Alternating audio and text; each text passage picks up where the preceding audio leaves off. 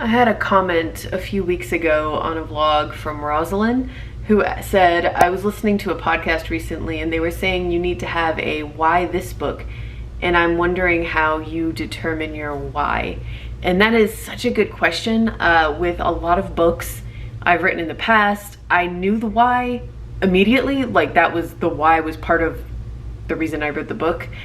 With other books, it took a while. I didn't know what the why was beyond, it sounds like a fun premise and I just kind of want to write it, and I figure out why I'm writing it later in the process.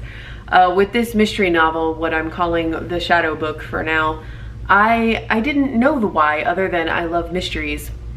But last night I figured it out. I figured out my why. This book is my revenge.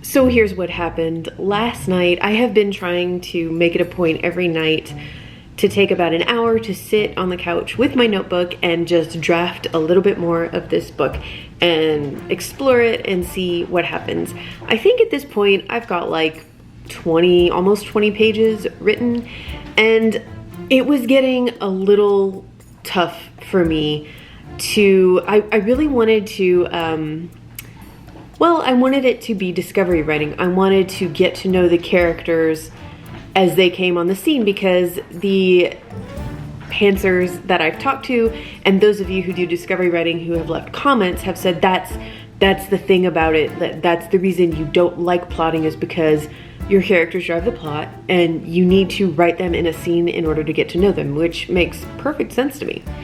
The thing that I started struggling with last night was that it is just really hard for me to write the first draft of a scene when I don't have at least a general idea of what the point of the scene is yet.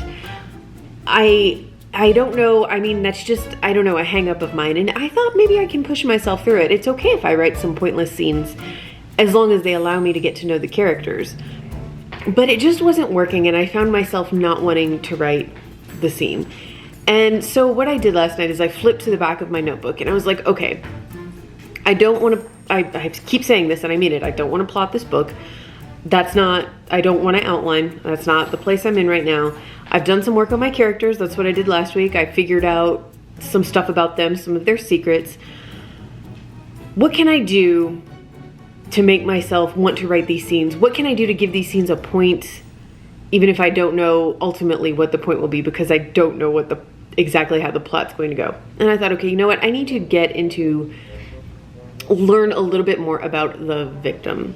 So I said last week that this book starts with a dead body, as so many mysteries do, and she actually died 7 years before the start of this story, and many details surrounding her death are very much a mystery, including the fact that her corpse disappeared. And I said I didn't know who killed her, how they did it, why they did it. I was looking forward to writing this draft and discovering who did it along the way. What happened was this. I opened to the back page of my notebook and I was like, I wrote the character's name, this victim, at the top, and I wrote down what I knew about her. And then I just started writing more about who she was as a person. And then it was just one of those moments where a whole bunch of puzzle pieces went click, click, click. I knew, like, really kind of abruptly, the villain. I know who did it. I know why they did it. I have to work out some details on how they did it, but I have enough for now that I'm confident I can do this. The scary part is that this villain, I relate to this character more so than maybe any other character in this book, and maybe more than any character I've ever written. I know that's a scary thing to say because this person is a murderer. Before you unsubscribe and give me a side eye and drift away from this channel, I am not a murderer. I'm not saying I want to murder anyone. And I'm not saying that this person is justified in what they did. But what happened was that once I realized why they did it, I essentially wrote what's basically a villain's monologue. Like, they won't actually go into all of this at the end, I'm sure. It would be a little cheesy and melodramatic, but I wrote out all the reasons why they did it.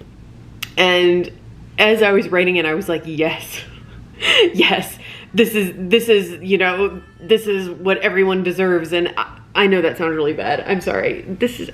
I don't know what to tell you. I know my why, and my why is revenge in a way that I can't completely explain without giving away things about the book that I don't want to give away yet. But rest assured, I'm not talking about my revenge on some single person in my life. I do not want to kill anyone. There's just some other things that, you know, we all have feelings about, we all have anger about, and I am going to get to address these feelings and in a satisfying way in the safe world of fiction. So the first thing I did today was the characters, now that I know the villain, the other characters are starting to solidify more in my head, because now I know that they didn't do it, but I also know what they are doing and what their motives and their secrets are. So I went ahead and I gave them all names. They might change later, but I kind of need to start referring to them by name at this point. If you'll see the two green stickies up at the top, that's the victim and another character who was a witness who died before the start of the book. And then the yellow post-its are all characters who will probably get a POV at some point or another. There's 3 that I know absolutely 100% for sure are going to get POVs, including obviously the main character who's going to be telling most of the story. The rest of them, they're ones who I can kind of see at least a few scenes coming from their point of view. And then the orange post-its are other side characters who won't have a POV. So as you can see, if you don't count the 2 characters who are deceased before the start of the book, the actual cast itself, I've got 12 characters, which feels like a nice, not too big, not too small cast for a good murder mystery set in a creepy house. Okay, so I moved these characters over to my whiteboard. As you can see, I don't quite have enough room. I put the 2 characters who are already deceased up here. These 2 over here on the side are 2 of the younger characters. They are not under suspicion, but for everybody else, I wanted them to get on the board so we can look at their motive, their want, their need, their secret, their response, as in their emotional response to being under suspicion, how they react, and their personality. I'm not sure if I'll use this or not, but I decided to go ahead and throw it in there. So the reason I had to erase everything I did on the whiteboard last time, and I did take a picture of it first so that I don't, you know, lose anything that I did there, but a lot of it was rendered moot because last week when I filled out this board, I thought I knew which character was going to be my main red herring character, as in the one who throughout the book the reader and the characters would come to suspect was the real villain, but they weren't. And what I learned last night is that that character is actually the villain. And I know that probably sounds like, oh, well then it's gonna be too obvious if you'd already seen them as a red herring character, but the truth is, I didn't really know enough about that character yet. They were very enigmatic and mysterious. Their motives were unclear even to me. And I had kind of made up a placeholder kind of motive in my head for them. Let's just say it was love. It wasn't, but for example. And what I learned when I was brainstorming on the victim last night, when things locked into place regarding who she was, things locked into place regarding who this character was, and all of a sudden I saw the real motive, which was, let's say, money. It's not. The motive became really clear, and that's why I know this character did what they did, and also how they've managed to hide it for so long. And once that happened, and even just putting these characters, like their notes up on the board, just their names, I already have identified which character is now the main red herring character and which other ones are going to be behaving a little suspiciously, but not for the reasons the reader might think. So yeah, now what I'm gonna do is just go through like I did last week and try to fill out whatever comes to mind as far as the motives, the wants, the secrets, response, etc.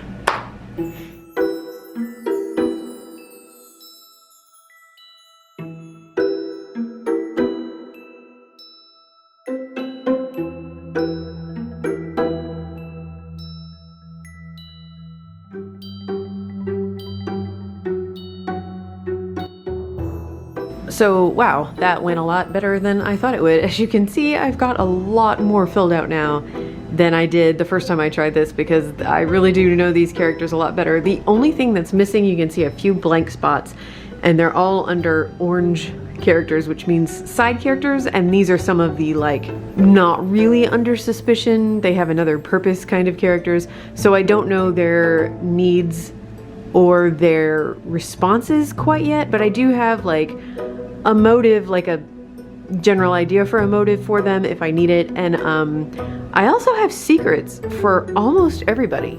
Every character but one has a secret, so that's really interesting. And yeah, this is pretty great.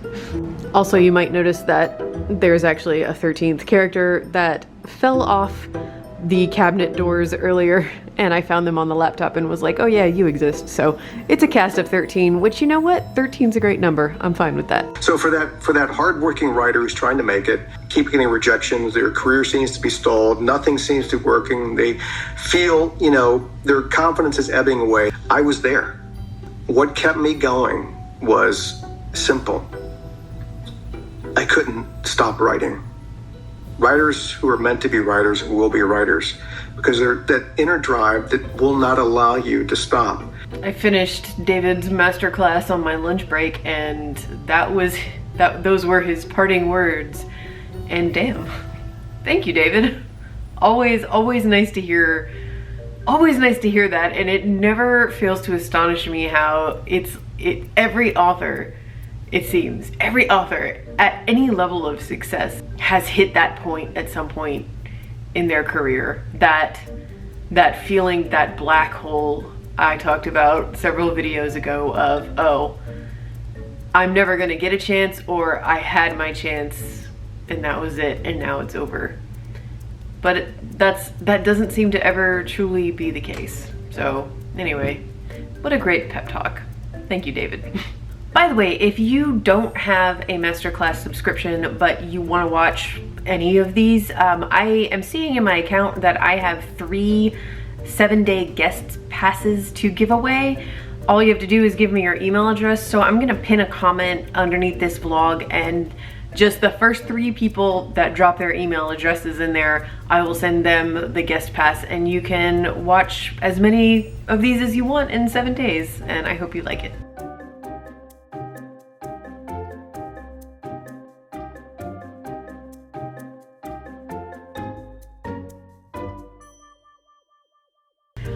Okay, so after a little break, here is what I've been doing. 2 things that I actually took from Jane Calms's videos, which I talked about last week, but I'll link her again down below just so you know what I'm talking about.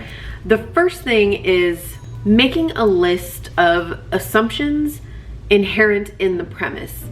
As in, what are things that, given the premise of this book, the way the mystery is set up, what are some things a reader would naturally assume to be true? In other words, just, I'm trying to remember the examples Jane gave in her video, but for example, if you have a murder that takes place at a wedding that's at a resort, some things you would assume are the bride wants to marry the groom and the groom wants to marry the bride. Or in the case of a murder that revolves around a very wealthy older person dying, the natural assumption is that inheritance is most likely going to be the motive of the killer. This is a really handy little exercise, and I really appreciate her pointing this out, because as a reader, I definitely bring these kind of assumptions into a story when I begin reading. And honestly, kind of like digging into the kind of assumptions someone might make based on my premise that I've come up with has given me quite a few new ideas, including one in particular about the second victim, the victim who is actually killed during the book, not before the book. Yeah, the assumptions the reader and most of the characters involved would make as to why that character was killed. And that's helped me come up with another twist that I very much enjoy. So I think that's actually a really great exercise. I mean, for example, like, let's say you've got a mystery about a lost or missing object. You might assume as a reader that every character wants to find that object. But that might be true. Maybe one character just wants to do whatever they can to make sure that object is never found. So anyway, yeah, I think that's a great exercise to just sit down and ask yourself and take some time and go over it. The other thing I worked on is listing. On one side is a list of clues, and on another side is a list of the information that clue might contribute. So I like this because you don't have to fill out both sides of it. You might, for example, I know that when I'm thinking about at the end, when all of this comes together, what does the reader and what do the main character, what do they need to know? What information will they have had to have received by this point in order for this reveal to make sense? So that is a good starting point. Now that I know who my killer is, I can write down some information that I want my main character to learn before the end of the book. And then when I come up with an idea as to how I might drop that clue, I'll just write it on the clue side of the list. But you know, sometimes we see little clues, little weird things that happen, and we don't know what they're hinting at yet. And I think that's okay too. I think that's fun to follow. So I actually have a few clues written down. For example, a character, it's actually going to be the younger girl character. When we're in her point of view, she is going to see something impossible. And she is a very logical girl, and she knows what she's looking at is a trick, but she doesn't know how it's being done, and more importantly, what it means. I know I'm being vague, sorry. There's this particular little trick, this kind of illusion that I want to put in the book. I see this scene very clearly, but it was actually thinking about that clue last night when I was writing about my victim that kind of made everything click into place for me. All of a sudden I realized what that clue meant and what information it provided. I actually do have a few other clues here though where they just seem fun. I don't know what they mean. And if I figure it out as I'm writing this book, then I'll go ahead and keep track of it over here on the other side of the list. So I just thought those were two really handy, simple exercises that for me, as someone who is used to plotting and who likes plotting but doesn't want to plot this book, it kind of like scratches that itch. Like, things feel organized, I'm getting it out of my head and I'm putting it down on paper, and now I can move on. When I was a kid and I was like obsessed with Nancy Drew and other mysteries and stuff like that, when I would imagine, and even, you know, into my 20s, when I would imagine like, what would it be like to be an author? Like to actually just do this full time. What I imagined was days like today, but days like today are rare. And what I mean by that is I feel so satisfied with what I figured out about my story. And as excited as I was when I woke up this morning about the story, I feel even more excited now. And it was just one of those days where I can't measure my productivity or my output in, you know, word count or anything tangible. It's just, it felt like the ideas were exploding out of my brain. And the workday is far from over. It is only 4 o'clock, and I'm going to continue working on this, but I want to get this vlog up first. And I just kind of wanted to talk about what I'm going to do next now that all that's done. So I've got that whiteboard up. I've got my sort of character spreadsheet, grid, whatever you want to call it, that I'm going to reference. I think I talked about this last week, but even more so now that it's more filled out and I know those characters better, if I'm ever feeling stuck while I'm drafting it, or just like, oh, I don't know what I want to be in this scene or what's the point in this scene, I can just look at all of these characters, look at their motives, look at their secrets, and look at their wants, and, you know, see connections. And it's I think kind of inevitably going to just kind of spark more ideas every time I look at it.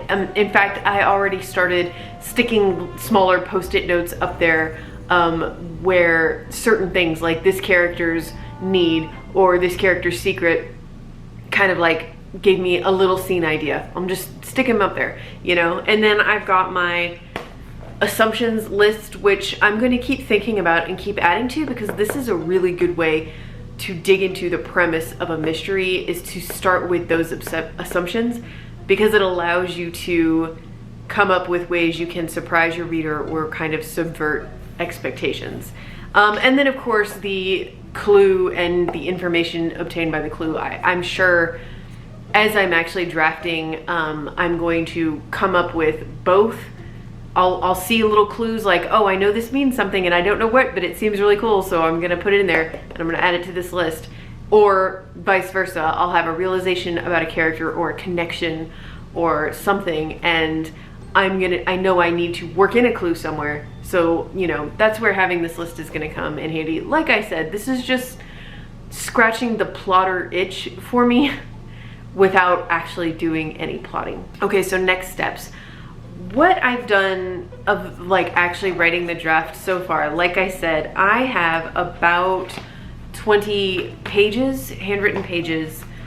That's the linear story, just starting from the beginning, starts with a prologue, starts with the body, as most mysteries do, and then progresses into the story. And like I said earlier, the further I got into it, and this is still so early in the book, the more difficult it got for me to completely just pants it, to just discovery write it. And I think I gave this a good enough shot. It was a solid week of writing in this notebook every night to know that writing a first draft without any kind of outline is not for me. It's not a way that I enjoy writing. That said, that doesn't mean I have to plot. What I'm going to do, I am enjoying writing by hand. I do feel like the act of writing in a notebook, writing by hand, instead of typing, instead of looking at a screen, is making me think in a different way. And I feel like it's making me take a little bit more care with what I'm writing and the way I'm writing it. But the thing that I don't like is that I've talked about this in any video in the past where I've mentioned Rachel Aaron's book, 2K to 10K. Her strategy of summarizing a scene before she writes the first draft of the scene is something that has really worked for me since I started doing it, because for me, it's too much to be thinking about, to sit down to write a scene and I am thinking about, okay, what's the plot? I don't know yet, so we're gonna figure that out. Who is this character? I need to write her a little bit more and figure her out, and all her emotional baggage and everything like that. What's the voice? What's the narrative style? I don't know. I need to write and figure that out. There's so much. And like, if you're trying to do all of these things at once, in the beginning especially, some people can do it, I'm sure. I can't. I need to look at things piece by piece. And usually the first piece is plot. That's not it this time. So what the piece that I want to take out is voice and my narrative style. If like a way I want to tell the story, if little bits of voice creep out, of course I'm gonna let that happen. But I'm going to, like, I don't really care right now about crafting beautiful sentences, about finding the voice at all, about dialogue. If I think of good dialogue, I'll write it in there. But what I'm going to do right now is I'm going to turn to the next blank page and I'm going to start from the beginning and I'm going to tell this story. Tell it, like, summarize it. As in, if I were talking to a friend and they were like, okay, so what's your book about? I've got all day. Let me, you know, pour a drink and you can talk for hours. That's what this is going to be. You know, like I said, if dialogue, if, you know, a beautiful metaphor or whatever comes to my mind, I'm gonna write it. But I'm not going to worry about getting it in the kind of first draft form where I would feel comfortable showing it to like a beta reader or any kind of reader. This is just going to be telling the story. I'm going to tell the story in this notebook. This also, I'll admit, makes me feel a little bit of relief because I am positive it will come out being much, much shorter than an actual draft of a book would be. And I was feeling very daunted at the idea of writing like, what, an 80,000 word book, maybe even more, in a notebook or in a couple notebooks probably. Like, I don't know. I genuinely don't think I can do that. And if you can, hats off to you. But telling the story, writing a really long summary of it where I can go off on tangents, you know, and that's what I'm excited about too. Now that I know these characters more, I'm going to just move in a linear fashion, but when a character comes into play and I'm like, oh, you know what, I'm gonna info dump all of their baggage right here and get it out of my head. You know, knowing full well that it's okay because this is not a first draft and all I need to do is record it. And then ideally, when I'm finished doing this, I will be able to take this notebook and sit down at my laptop and open a blank document and have just like, have the story, and then I can just focus on voice and on like crafting it into something that I won't feel ashamed to send to any reader. So yeah, that is my plan. I am going to start on it tonight with the new opening to this book now that I know more about the victim and more about the details surrounding the murder. I'm very excited to write it. And I think this is just gonna make it a lot easier for me to work on this book. And yeah, that is it. Please let me know, how is your writing going? I have very much been appreciating the recommendations for mystery channels that you guys have been letting me know about. So if you are a mystery or thriller writer and I'm not following you, subscribe to you already, please let me know that you do that down below and that you have a channel so I can subscribe and check your videos out. And yeah, I'm having a great time with this, guys. I hope you are having a great week and you have a great weekend, and I will see you on Tuesday with another video. Bye.